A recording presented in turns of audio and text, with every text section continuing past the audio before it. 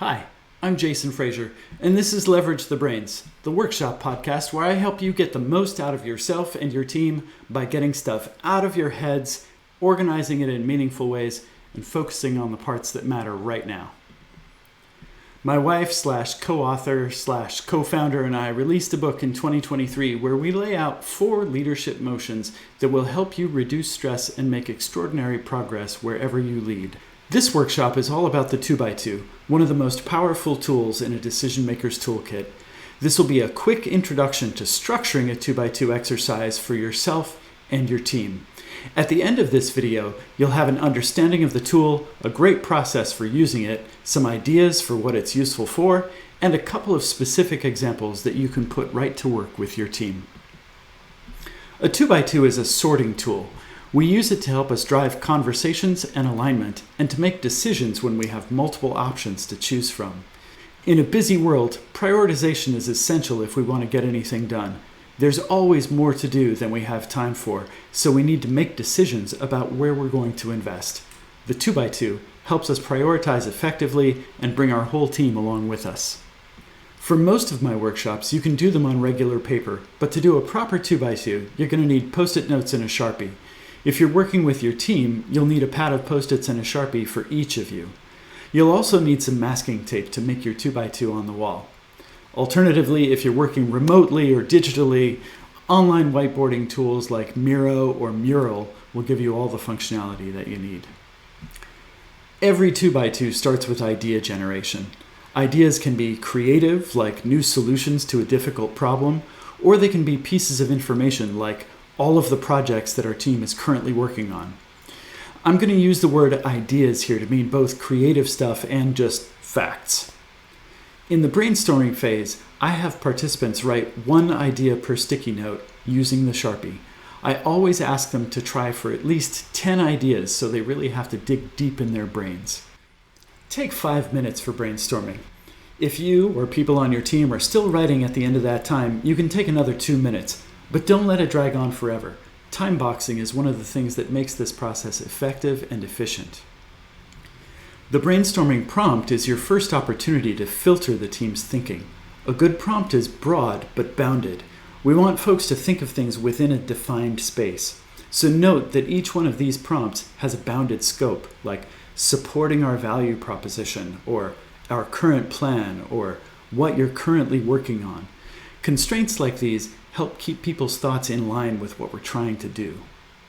After your primary idea generation, the next step is what we call the self-edit. This is an opportunity for participants to filter out ideas that were less compelling, or for you to add in new criteria to drive focus in the session. The first prompt here is the one that I use the most. It's just a gut check. It allows participants to use their own intuition to decide which of their ideas to move forward with. Sometimes, though, you need to be more prescriptive about your filtering, so you give a more specific self-edit prompt, like which of your ideas will create more customer value and which will create less. Using the prompt, we ask them to divide their sticky notes into 2 piles, with the more important items on the left and the less important items on the right. Regardless of your prompt, always make it so that the move forward pile is on the left and the leave behind pile is on the right. Being consistent in the way you perform these exercises helps your team understand and build patterns that make things easier in the future. Now we get to the 2x2 itself. The first thing you need to do is bust out your blue tape and make a 2x2 on the wall. Each axis should be about 2 feet long. That's about 60 centimeters for those of you who don't do feet. Once you've got these axes on the wall, you need to label them. We always write our axis labels so that the upper right-hand quadrant is the obvious Do Now section. It's important and it's easy, for example. That makes it low-hanging fruit. Or it's high risk and high likelihood. We definitely want to address that. The 2x2 works best if you only have 3 to 4 people working at each one. So if your team is bigger than that, I recommend putting up multiple 2x2s and breaking the group into teams of 3. Once you're done with the full exercise, the smaller teams can bring their results back to the larger group for discussion. So, once they've done their self-edit, have participants set aside their less important ideas and place their more important ideas on the 2x2 on the wall in the place where they think they belong. There should be no discussion with the team at this point. Once people have placed their own items, allow 3 minutes for a quiet read. There should be no talking here. Each person on the team should read through everyone else's ideas and formulate questions if they have them. After the quiet read, participants can discuss, deduplicate, and reposition items as a team. Give them 10 minutes to do that exercise. What we want to avoid here is having each team member presenting their items or pitching their items and their reasoning behind their positioning. Instead, if there are questions about an item or its place, folks can just ask those questions. If there are no questions, don't bother talking about that item. You've got more important things to talk about. About halfway through the 10 minutes there, go around to each team and prompt them to move at least half of their items below the line. Okay? Everybody always thinks their ideas are really important or really high value, so ideas tend to cluster above the line. But you need to point out that the labels are relative, they're not absolute. So you're not deciding whether or not something is important, you're deciding if it's more important or less important than other ideas on the 2x2. It's easiest here to think of the 4 quadrants as buckets, and something is either in one bucket or it's in another bucket. So to that end, remind them that sticky notes cannot be placed on a line. They must be placed squarely in one of the 4 quadrants. After they're done discussing and repositioning, ask them to remove everything that's below the center line. This exercise is about focus and prioritization, and if something is lower impact or lower value or lower risk, we should be working on more important things first. What's left can be stack ranked in order of importance. The upper right quadrant are probably must-haves in the stack rank, but items from the upper left can be brought in if they're deemed sufficiently important. I point out that sometimes things on the upper left are so important that even though they're complicated in some way, we might need to include them anyway. You can plug in any criterion that you think will contribute to the value of the exercise, like, of these ideas, which is the most likely to make us money right away? Or, of these ideas, which seems like the most pernicious risk? When we're done, we have a prioritized list of things to address. So one common use of the 2x2 is in prioritization of product features. For feature prioritization, we might use harder to deliver to easier to deliver on the x-axis and more customer value to less customer value from top to bottom on the y-axis.